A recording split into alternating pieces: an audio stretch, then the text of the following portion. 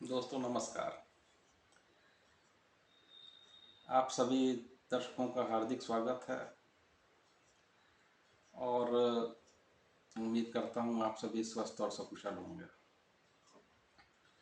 मित्रों, पिछले वीडियो में मैंने जो ईरान और अमेरिका के बीच एक जंग के हालात बने हुए हैं उनका जिक्र किया था। अब जंग पूरे शबाब पर पहुंच चुकी है। इंटेंसिटी युद्ध की बहुत ज़्यादा तीव्र है।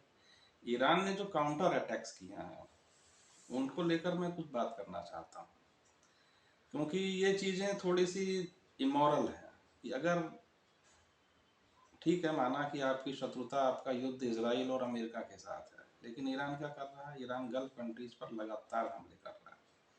तो इसमें एक नया डेवलपमेंट ये हुआ है कि आज ही यूनाइटेड नेशंस की सिक्योरिटी काउंसिल की मीटिंग हुई, जिसमें एक रिजोल्यूशन लाया गया कि ईरान के खिलाफ।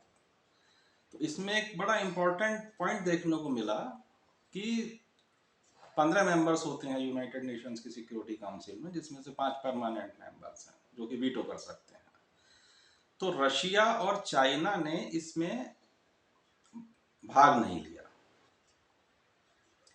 तो ये बड़ा इंपॉर्टेंट इशू इसलिए है कि वो चाहते तो वीटो कर सकते थे प्रस्ताव को, लेकिन उन्होंने नहीं किया। इसके मायने क्या है? इसके मायने ये हैं कि एक डिप्लोमेटिक नाराजगी ईरान के खिलाफ रशिया और चाइना में भी बढ़ रही है। इसका रीज़न ये है कि गल्फ कंट्रीज के साथ रशिया और चाइना के भी अच्छे रिलेशन है। वो नहीं चाहेंगे कि ईरान की वजह से उनके रिलेशन गल्फ कंट्रीज के साथ खराब हो।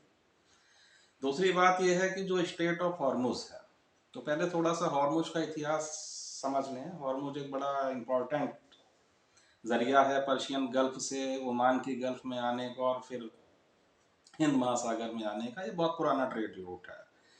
आप समझिए कि इंडस वैली के समय भी जो हमारे ट्रेडर्स थे वो मेसोपोटामिया जाते थे, तो लोथल और भृगु कच्छ से, तो वो लोग इसी सी रूट का प्रयोग करते थे। इसका जो नाम है हॉर्मुज, ये पर्शियन गॉड अहुर मज्द के नाम पर ही है। अहुर मज्द ऋग्वैदिक वरुण को कहते हैं, क्योंकि उन्हें ऋग्वेद में असुर महान कहा गया है। असुर महान का ईरानी वर्जन होता है अहुर महत का मज्द, असुर महान यानी कि वरुण। तो जो पारसी धर्म था वो अहुर मस्त को ही सुप्रीम गॉड मानता था। ये दुनिया का पहला मोनोएथिस्टिक धर्म है और अहुर मस्त के नाम पर ही इसका हॉर्मुज नाम पर्शियन में पड़ गया है। तो बहुत पुराना रूट है।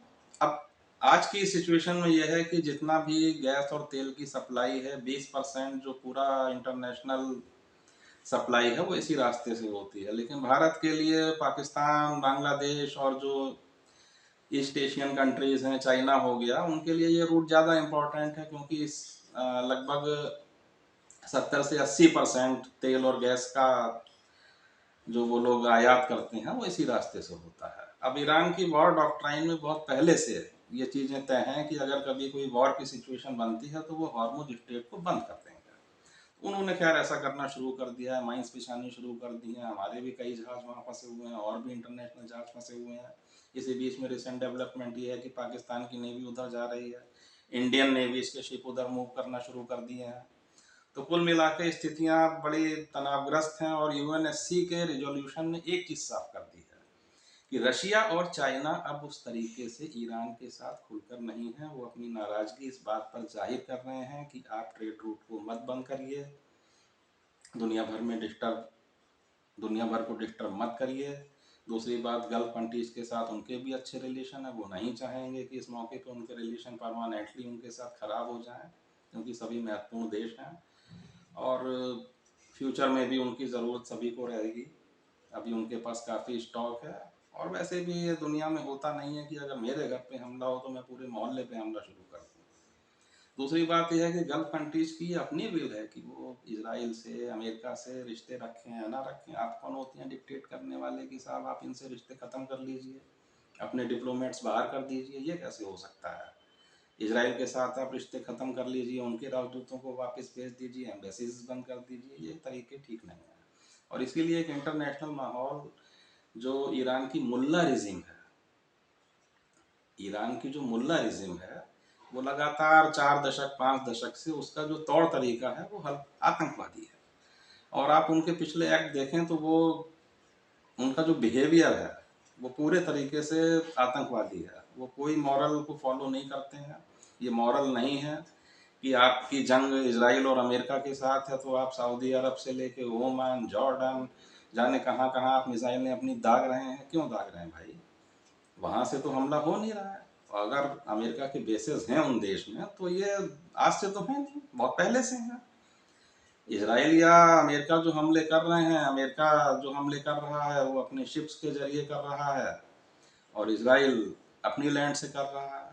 तो आप बेवजह उन देशों को निशाना बना रहे हैं, तो ये हालात ठीक नहीं है। लेकिन कुल मिला के मुझे जो लगता है कि ईरान ने एक मौका दे दिया है यूएसए को कि वो हॉर्मुज को कंट्रोल कर ले, क्योंकि अल्टीमेटली ईरान की जो पावर है, ईरान की जो ताकत है, जो उसको पीछे से जो back channel support Russia China का इस मुद्दे पर मिलना है वो नहीं मिलेगा या उसमें कमी आ जाएगी। क्योंकि कोई भी देश अगर मदद करता है तो कीमत भी वसूलना चाहता है। जब कीमत आने का रास्ता ही बंद हो जाएगा तो वो कीमत वसूलेंगे कैसे? तो कुल मिला के ये सिचुएशन है और मुझे लगता है कि धीरे धीरे धीरे धीरे ये जंग लंबी चलेगी।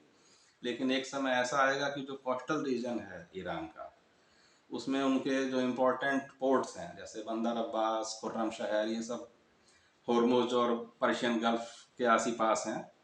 तो धीरे धीरे ये सिचुएशन होगी कि अमेरिका ओवर पावर करेगा इनको और कोस्टल एरियाज में ईरानी ताकत कम होगी और ईरान के पास जो एक बंदरगाह बचेगा वो चाबहार होगा, जो कि ओमान की खाड़ी की तरफ पड़ता है, बलूचिस्तान से लगा हुआ, जिसके बगल में पाकिस्तान का ग्वादर पोर्ट है।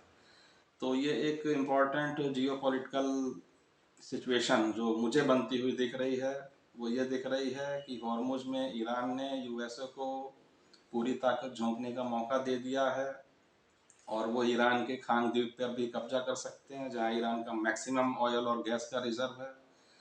तो अगर इजराइल या अमेरिका इस जंग में लंबी खींचने के डर से पैर नहीं खींचते हैं तो ये तो डेफिनेट है कि देर सवेर ईरान की जो मुल्ला रिजीम है उसको जाना ही जाना है और हम लोग उस वक्त का इंतज़ार करेंगे, क्योंकि मुल्ला रिजीम को जाना चाहिए। मुल्ला रिजीम के जो तौर तरीके हैं वो डिक्टेटरशिप है। वहाँ तो एक सुप्रीम काउंसिल अलग है, गवर्नमेंट अलग है, आईआरजीसी उनकी आर्मी के ऊपर हावी है, आर्मी अपने डिसीजन नहीं ले सकती। आईआरजीसी के जो डिसीजन हैं वो सुप्रीम काउंसिल में बैठे हुए मुल्ला लोग लेते हैं जो उनके बड़े बड़े शिया धर्म गुरु हैं।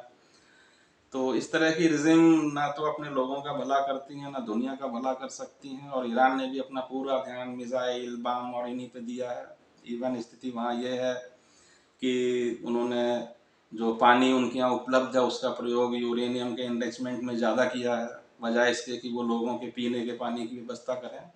तो ये रिजिम को देर सवेर तो जाना ही है। हालांकि ये अपनी मिसाइलों और ड्रोन के दम पर लंबे समय तक लड़ाई लड़ेंगे और इनके जो प्रॉक्सीज हैं गल्फ कंट्रीज में और ऑल ओवर वर्ल्ड भी इनके स्लीपर सेल्स हैं। इसलिए आप देखेंगे कि आने वाले समय में इसराइल में, अमेरिका में या जो और जो एलाइज कंट्रीज हैं उनकी या जो इनके सिटीजन्स कहीं दुनिया में रहते हैं तो उन पर आतंकवादी हमले होंगे, क्योंकि स्लीपर सेल एक्टिव हो चुके हैं। तो हम उम्मीद करेंगे कि भारत भी इन परिस्थितियों में अपना रास्ता सोच समझकर चुने और सोच समझकर फैसला करे और भविष्य में जो हमारी एक डिपेंडेंस है गल्फ कंट्रीज में उनसे भी बचने का रास्ता निकाले। तो इन्हीं शब्दों के साथ आज का कार्यक्रम मैं समाप्त करता हूँ। जय हिंद, नमस्कार।